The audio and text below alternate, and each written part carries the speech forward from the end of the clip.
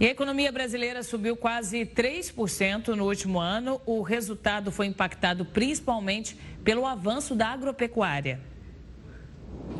O Produto Interno Bruto brasileiro cresceu 2,9% em 2023. Em valores finais, o PIB, que representa a soma de todos os bens e serviços produzidos no país, alcançou quase 11 trilhões de reais no último ano. Em 2022, o resultado foi de 9,9 trilhões de reais.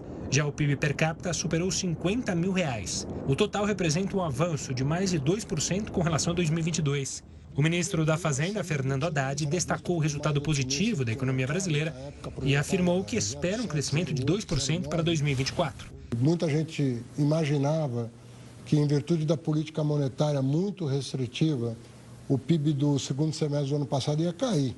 Muita aposta de que haveria uma desaceleração a ponto de nós termos uma pequena retração na economia. A economia desacelerou, a taxa de juros, vocês estão acompanhando, continua das mais altas do mundo, o PIB desacelerou, mas não o suficiente para nos tirar do entorno ali dos 3%. Nós continuamos mantendo a nossa projeção de 2,2% para esse ano. De acordo com dados divulgados pelo IBGE nesta sexta-feira, a economia brasileira foi favorecida principalmente pelo resultado recorde na agropecuária. Ano passado tivemos uma safra recorde no início do ano. Isso fez com que o agro tivesse um crescimento de 15,1%. Por outro lado, quando observamos os investimentos, nós observamos um recuo de 3%. Isso é reflexo de taxas de juros ainda em patamares elevados, que faz com que as empresas restringam os investimentos, evitem fazer contratações, enfim, segurem um pouco mais nesse período. O setor saltou 15% na comparação com 2022, puxado pelos desempenhos recordes na produção de soja e milho. Já os serviços, que representam quase 70% da economia brasileira, tiveram alta de 2,4%, com crescimento em todos os ramos. A atividade que mais subiu foi a financeira, com avanço de 6,6%, seguido por imobiliária, outras atividades, informação e comunicação, transporte, administração e comércio. Outra influência positiva no resultado do PIB de 2023 foi o desempenho da indústria, com alta de 1,6%. O destaque ficou com a indústria extrativa, que apresentou crescimento de quase 9% no período. Pelo lado da demanda, o consumo das famílias avançou 3,1% na comparação com 2022. De acordo com o IBGE, o resultado foi influenciado pela melhora nas condições do mercado de trabalho, com o aumento da ocupação da massa salarial real, além do controle da inflação. E quem vai falar mais conosco sobre o PIB é o professor de Finanças e Economia da Universidade Presbiteriana Mackenzie, Hugo Garbi.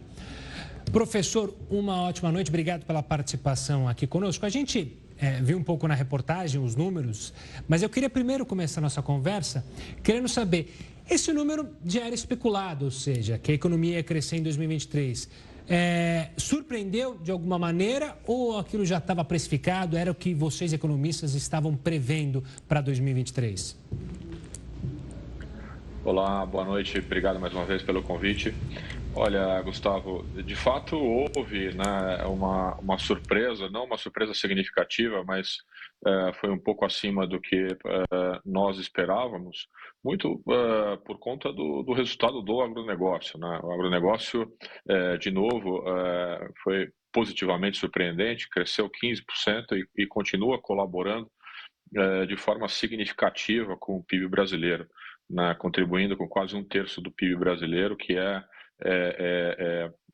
se a gente for analisar, né, o contexto setorial do Brasil, é espetacular, né? Então, esses 2,9%, ele chega como uma boa surpresa, positivamente impactado pelo agronegócio, mas também, né, por essa retomada do emprego e da renda da população no pós-pandemia, né? Então, nós tínhamos ali, no auge da pandemia, 15 milhões de desempregados, hoje a gente já tem ali 6,9, 7 milhões de desempregados no Brasil, ou seja, nós tivemos uma recuperação de lá para cá de mais de 7 milhões de postos de trabalho. Isso contribuiu bastante para o consumo das famílias e principalmente para a indústria e serviços, que tem ali um impacto direto no consumo, no produto e na renda dessas pessoas.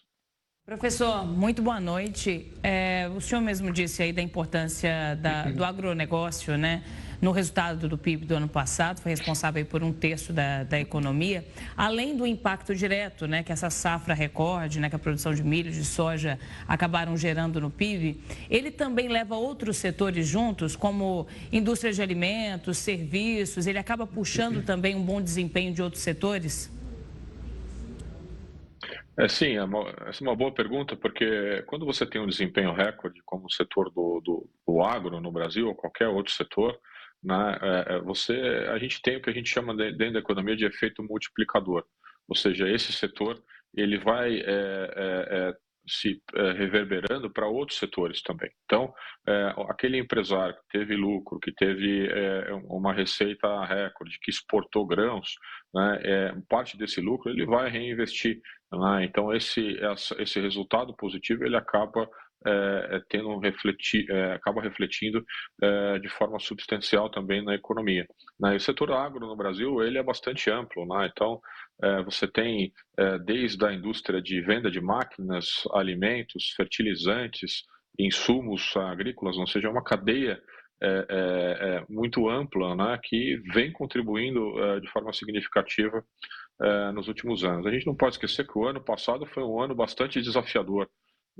Primeiro, nós tivemos no primeiro semestre do ano passado uma insegurança, um embate muito grande entre o governo federal e o Banco Central sobre taxa de juros. Depois nós tínhamos a discussão sobre gasto público. Existia um medo do mercado do aumento do gasto público de forma significativa. Então, por fim, um resultado positivo a ser comemorado. Professor, pegando esse detalhe do agronegócio, e já olhando lá para frente, a expectativa não é de uma safra recorde. Mas o ministro Fernando Haddad prevê ainda um crescimento de 2%. Ele diz que acredita na indústria e na construção civil. De fato, sem a pujança do agronegócio comparado a de 2023, dá para almejar algo assim? Ou é um sonho um pouco grandioso demais, o ministro? Olha, a gente não pode estar com esse resultado surpreendente do agro para sempre, né? Ou seja, o agro vem levando nos últimos anos costas, mas a gente sabe que a gente pode ter uma quebra grande de safra e isso acontece, enfim, não é raro acontecer, e aí a gente pode ter um impacto significativo no PIB. Eu acredito que é bastante desafiador esses 2%, não dependendo, de novo, de uma safra recorde do agro, que não deve acontecer, assim, não são eventos sucessivos ao longo dos anos. A gente precisa, por exemplo, para depender da construção civil, de uma confiança, de uma retomada ainda maior do emprego e renda da população que é para comprar imóvel. A gente depende da indústria, por exemplo, com uma redução da taxa de juros aqui no Brasil. E para reduzir a taxa de juros, a gente precisa que o Banco Central tenha confiança no governo.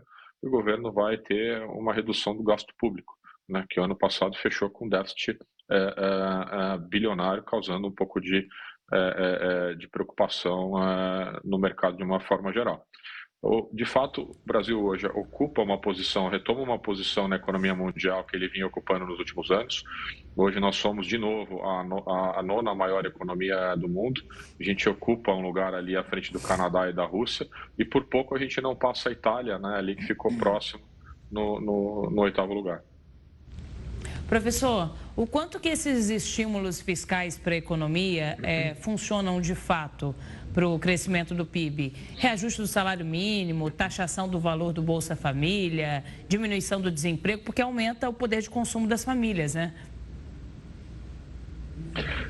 Essa política fiscal, que a gente chama de política fiscal expansionista, a política fiscal expansionista ela é usada de forma paliativa. Quando você tem ali uma crise pontual, como aconteceu agora recentemente do Covid, você tem que expandir a economia, aí você dá um incentivo fiscal para determinado setor para que a economia possa se expandir, para que você possa gerar emprego e renda. Mas isso não é sustentável. O que você precisa para ter um PIB sustentável e para o país crescer de forma significativa é fomentar e dar espaço e estrutura para que a indústria, para que os serviços, para que o agro gere emprego e renda. É só assim que a gente cresce, ou seja, criando uma estrutura econômica, criando regulação econômica que seja benéfica para o investidor, para o empresário, para que ele possa gerar emprego, possa gerar renda para as pessoas e as pessoas possam consumir, né? Então, só tem um crescimento de uma economia através do consumo. E o consumo, as pessoas só podem consumir se tem emprego. Então, a maior preocupação hoje tem que ser geração de emprego e renda para a população. Auxílio emergencial é importante? Claro que é importante para uma pessoa que está passando, uma família que está passando um momento de necessidade, o Estado pode ajudar e deve ajudar, mas isso não é eterno, né? A gente precisa criar um ambiente que as pessoas tenham autonomia para ter os seus empregos, para poder sustentar suas famílias e para poder consumir. Professor, muito obrigado pela participação aqui conosco, pela análise, um forte abraço e até uma próxima. Grande abraço, uma boa noite a todos.